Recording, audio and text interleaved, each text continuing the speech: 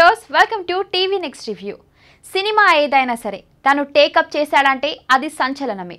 ప్రతి cinema టైటిల్తోనే hot topic అయ్యేలా set చేస్తాడు ఆర్జీవి. ఇప్పుడు తను తెరకెక్కించిన ఇంకో సినిమా లక్ష్మీ ఎన్టీఆర్ కూడా అదే కోవలో ఉంది.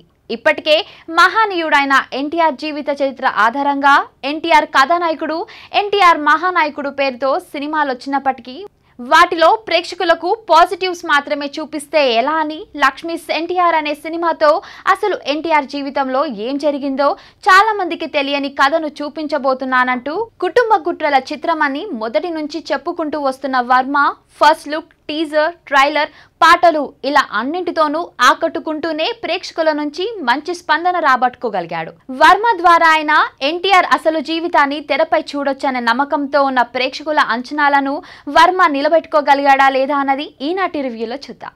ఎన్టీఆర్ స్టార్ హీరోగా ఒక మహానాయకుడిగా ఎలా ఎదిగాడో దాదాపు అందరికీ తెలిసిన విషయమే. కానీ ఎన్టీఆర్ భార్య బసవతారకం చనిపోయాక తను రెండవసారి ఎలక్షన్స్లో ఓడిపోయిన తర్వాత అసలు లక్ష్మీ పార్వతి అనే ఆవిడ ఎన్టీఆర్ జీవితంలోకి ఎలా వచ్చారు, ఆమెను ఎన్టీఆర్ పెళ్లి చేసుకోవడానికి కారణాలేంటి, ఆయన ముఖ్యమంత్రిగా ఓడిపోయిన తర్వాత జరిగిన పరిణామాలేంటి, తన కుటుంబంలో వచ్చిన కలహాలు, వీటన్నిటిని కలిపి తీసిన సినిమానే లక్ష్మీ ఎన్టీఆర్. ఎన్టీఆర్గా విజయ్ కుమార్ చాలా బాగా ఒదిగిపోయి నటించాడు. ఆ బాడీ లాంగ్వేజ్, విశ్వ చెప్పిన డబ్బింగ్, వాయిస్ సేమ్ ఎన్టీఆర్ను తలపించేలా ఉన్నాయి. సెకండ్ హాఫ్లో ఒక్క సన్నివేశంలో ఎన్టీఆర్ లక్ష్మీ పార్వతితో చేసే డాన్స్కు థియేటర్లో విజిల్స్ పడటం ఖాయం. లక్ష్మీ పార్వతిగా యజ్ఞ శెట్టి ఆ పాత్రకి ప్రాణం పోసిందని చెప్పొచ్చు. సినిమా మొత్తం తిరిగేది ఈ పాత్ర చుట్టూనే. లక్ష్మి పాత్రలో యజ్ఞ శెట్టి మంచి అభినయంతో ఆకట్టుకుంది. ఇక చంద్రబాబు నాయుడు పాత్రలో నటించిన శ్రీతేజ్ కూడా ఈ పాత్రకు బాగా సెట్ అయ్యాడు. సినిమా మొత్తాన్ని ఈ ముగ్గురే భుజాలపై వేసుకొని నడిపించారు. మిగిలిన పాత్రలు కూడా వారి వారి పరిధుల్లో బాగానే నటించారని చెప్పొచ్చు. నటించినప్పటికీ వారి పాత్రల మీదకు దృష్టి అంతగా వెళ్ళదు. కారణం ఈ ముగ్గురి నటన వారందరినీ మైమర్పించేలా ఉండటమే. మహానటుడు నందమూరి తారక రామారావు జీవితం ఆధారంగా కేవలం రాజకీయ జీవితాన్ని మాత్రమే తీసుకొని ఈ సినిమాను తెరకెక్కించారు. రాజకీయాల్లోకి వచ్చిన తర్వాత జరిగిన పరిణామాలు, ఎన్టీఆర్ జీవితంలోకి లక్ష్మీ పార్వతి అడుగుపెట్టిన తర్వాత ఏం జరిగాయో, ఆయనకు జరిగిన నమ్మక ద్రోహం, వెన్నుపోటు వంటి అంశాలనే కీలకంగా తీసుకొని దాని చుట్టూ కథను అల్లుకొని లక్ష్మీ ఎన్టీఆర్ను తెరకెక్కించాడు ఆర్జీవి. ఇప్పటి వరకు లక్ష్మీ పార్వతి అంటే ఎన్టీఆర్ రెండో భార్య, ఆమె ఒక లెక్చరర్ అని, రచయిత్రి అని మాత్రమే తెలుసు.